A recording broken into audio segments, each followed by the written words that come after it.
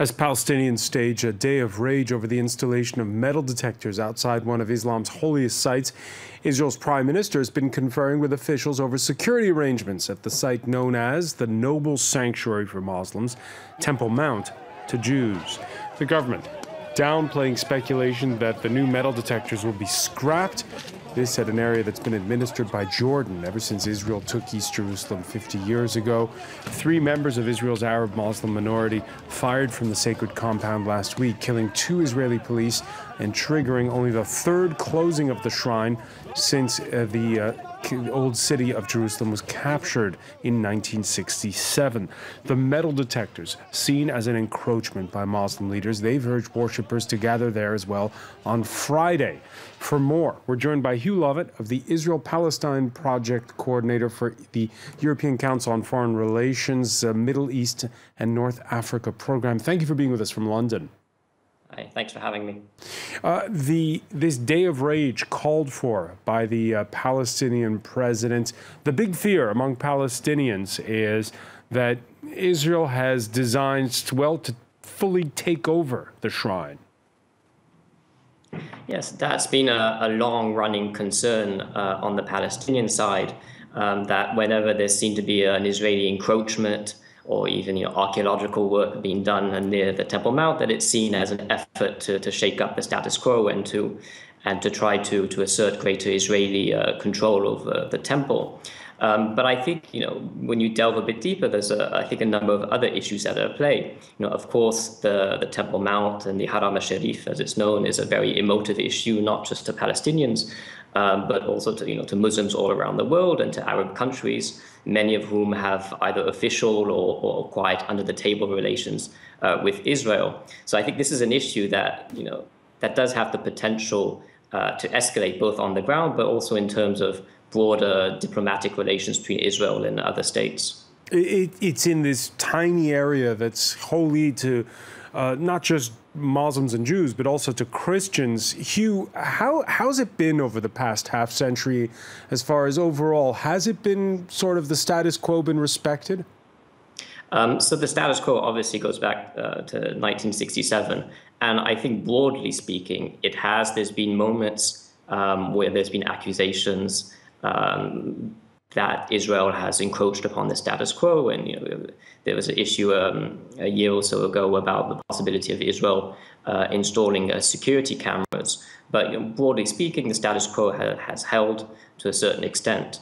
But that said, and again, there is misinformation and sometimes deliberately in parts of the media in the Arab world about this sort of idea that Israel really wants to alter the status quo, which, as I said, is sometimes overinflated. But there are, genuine political currents within Israel that do actively advocate for greater Israeli control, even videos on YouTube by established political leaders calling for the destruction of the Al-Aqsa Mosque.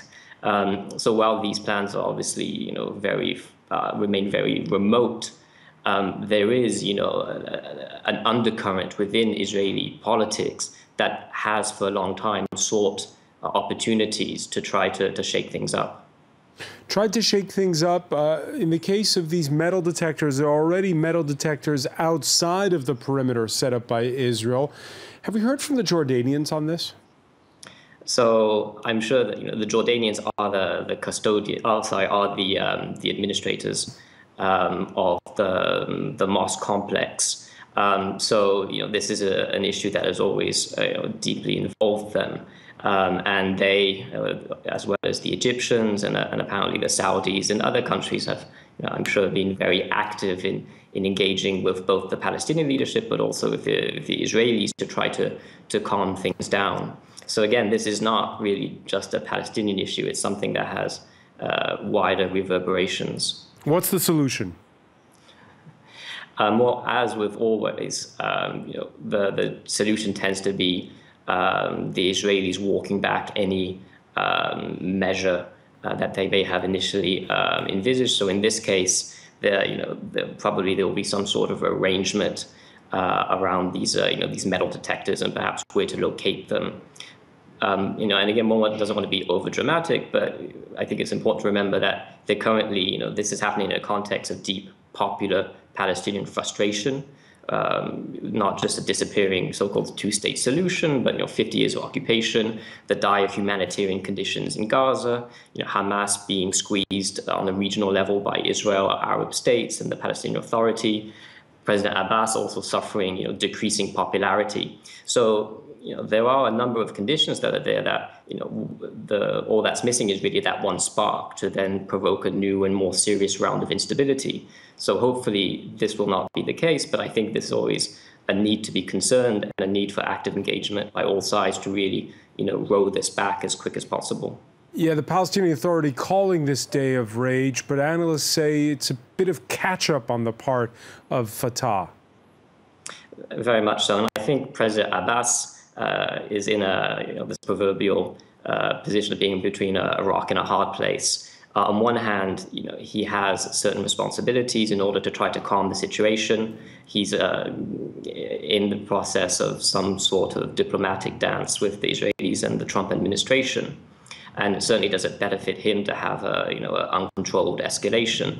But on the other hand, as the head of Fatah, the oldest Palestinian party, he has a duty to ensure Fatah's nationalist credentials, and also to ensure that another group that such as Hamas or other Palestinian groups are not able to use this to leverage their own standing towards Palestinians and push Fatah further to the side. So it really is a bit of a balancing act and a case perhaps of doublespeak. Case of doublespeak. Hugh Lovett, you talked to us about the current context. When you go to the old city of Jerusalem, this volatility that you feel there, there was an intifada sparked by a visit there once by Ariel Sharon. Is that something that's, always existed and always will?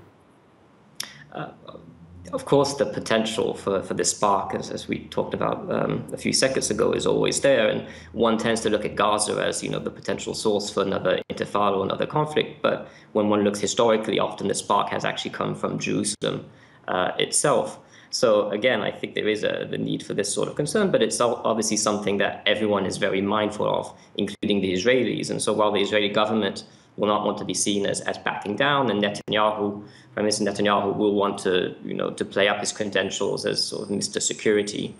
The government, and especially Israeli intelligence officials and military officials, will be fully aware of the need to try to come up with some sort of solution to de-escalate this. Hugh Lovett of the European Council on Foreign Relations Israel-Palestine Project, many thanks for joining us here on France 24. My pleasure. Thanks.